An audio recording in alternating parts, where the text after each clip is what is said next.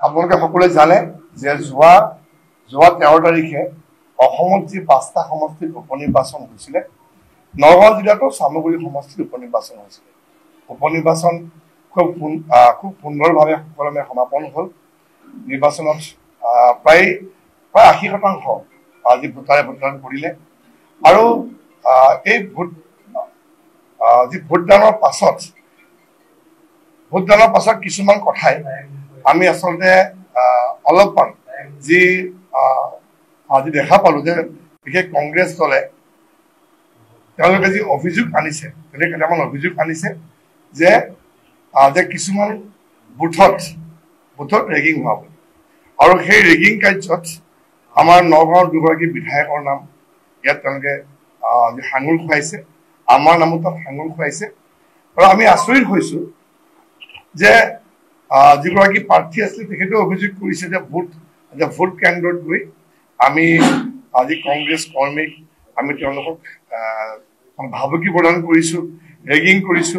গতিকে এনেধৰণৰ যি অভিযোগ আমি সঁচাকৈ আচৰিত হৈছো এইকাৰণে যে এই যিবিলাক প্ৰক্ৰিয়া, এই প্ৰক্ৰিয়াবিলাক সামগ্ৰী সমষ্টিত যিধৰণে আগতে হৈ থাকে। আৰু এইবাৰ যেতিয়া নিৰ্বাচন হ'ল, এইবাৰ নিৰ্বাচনত সেই ধৰণৰ প্ৰক্ৰিয়া নোহোৱাৰ কাৰণে সামগ্ৰী সমষ্টিত বিপ্লৱৰঞ্জন শৰ্মা যে জিকিব ই নিশ্চিত হৈছে। এক বৃহৎ ভোটত জিকাটো নিশ্চিত হৈছে। আৰু ইতিমধ্যে কংগ্ৰেছেও গম পাইছে তেখেতসকল এই নিৰ্বাচন জয়ী হ'ব নোৱাৰে। আৰু তাৰ কাৰণে তেওঁলোকে এই হাৰাৰ যিটো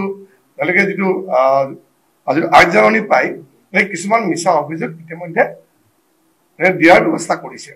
আৰু তাত আমাৰ নাম সাঙুৰ খুৱাইছে, আন এগৰাকী বিধায়কৰ নাম সাঙুৰ খুৱাইছে, বিজেপি কৰ্মীয়ে ৰেগিং কৰিছে।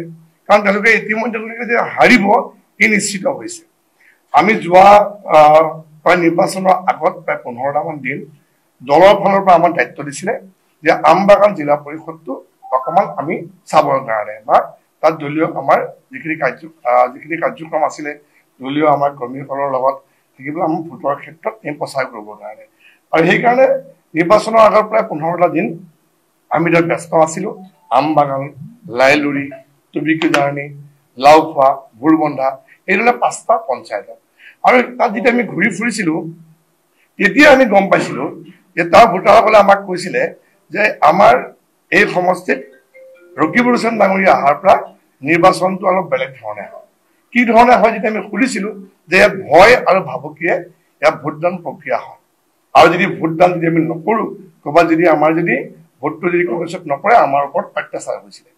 কিন্তু এই যিবিলাক তেনেকুৱা কাৰ্যক্ৰম আছিলে সেইবোৰ যিহেতু নোৱাৰাৰ পিছত এইবাৰ যিটো হাৰাৰ কাৰণে এইটো উপক্ৰম হৈছে, তেওঁলোকে এইধৰণে মিছা অভিযোগ কৰিছে। আৰু মই সকীয়াই দিছো যে কংগ্ৰেছ দলকে হওক বা যিখনে অভিযোগ আনিছে যে কিবা যদি প্ৰমাণ আছে তেওঁ দাখিল কৰক যে ক'ৰবাত আমি ভোট কেন্দ্ৰত সোমাইছো, ক'ৰবাত আমি কাৰোবাক প্ৰচাৰ কৰিছো, কাৰোবাক আমি ভয় ভাবুকি দিছো। আজি আমাক তেওঁলোকে যদি প্ৰমাণ আছে আমাক দাখিল কৰক। এই ধৰণৰ কিন্তু মিছা অভিযোগ তেওঁলোকে আশ্ৰয় নলয়। আমি যেতিয়া ঘূৰি ফুৰিছিলো আমাক বহুতে কৈছিলে যে আমি এইবাৰ অন্ততঃ আমি কোনো ক্ষেত্ৰত কংগ্ৰেছক ভোট নিদিওঁ। ৰাইজক আমি সুধিছিলো যে আপোনাক কিহৰ কাৰণে নিদিয়ে? এটা কথাই কয় যে মাননীয় মুখ্যমন্ত্ৰী ডক্টৰ হিমন্ত বিশ্ব শৰ্মা ডাঙৰীয়া যি উন্নয়নৰ যি যাত্ৰা, এই সামগ্ৰী সদায় পিছ পৰি আছিলে। সামগ্ৰী সমষ্টিত কেতিয়াও উন্নয়ন নহয়। আৰু তাৰ কাৰণে এইবাৰ আমি চৰকাৰৰ পক্ষত থাকিব বিচাৰিছো। বিজেপিক ভোটদান কৰি আমি বিপ্লৱৰঞ্জন শৰ্মা বিধায়ক বনাই পেলাই সামগ্ৰিক উন্নয়নত আমি চামিল হ'ব বিচাৰিছো। যিটোলে আৰু এটা কথা কৈছিলে যে ৰকিবুল হুছেইন ডাঙৰীয়াই আমি তাক বিধায়ক বনালো, তেওঁৰ পিতৃক বিধায়ক বনাইছিলো, মন্ত্ৰী বনাইছিলো, তেওঁ বিধায়ক বনালো, মন্ত্ৰী বনালো। আৰু কোনো ধৰণৰ সমষ্টিৰ লগত আলোচনা নকৰাকে তেওঁ ধুবুৰী সাংসদ হ'ল। আৰু তেওঁ এজন সৰু ল'ৰা, যিগৰাকী ব্যক্তিক তেওঁ নিজৰ সন্তানক ইয়াত প্ৰাৰ্থী দিলে, যিগৰাকী ব্যক্তিক আমি ছাৰ বুলি মাতিব কেতিয়াও নোৱাৰো, যে আমি একেবাৰে সৰু ল'ৰা, তেওঁ ৰাজনৈতিকভাৱে তেওঁ ইমান পৰিপক্ক নহয়। গতিকে এই ক্ষেত্ৰত আমিও আঘাত পাইছো।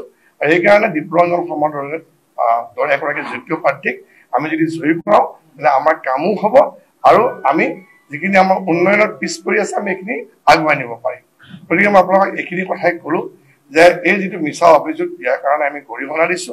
মই পুনৰবাৰ কৈছো কিবা যদি প্ৰমাণ আছে তেনেহ'লে দাখিল কৰক। আমি যি ভোট কেন্দ্ৰত সোমাইছো, ৰেগিং কৰিবলৈ উচতনি দিছো বা সেই ধৰণৰ কাবাত যদি ভয় ভাবুকি দিছো আমাক প্ৰমাণ কৰক। আমি নগাঁৱত 3বাৰ নিৰ্বাচন খেলিছো। নগাঁৱত এই ধৰণৰ পৰিৱেশ কেতিয়াও নহয়।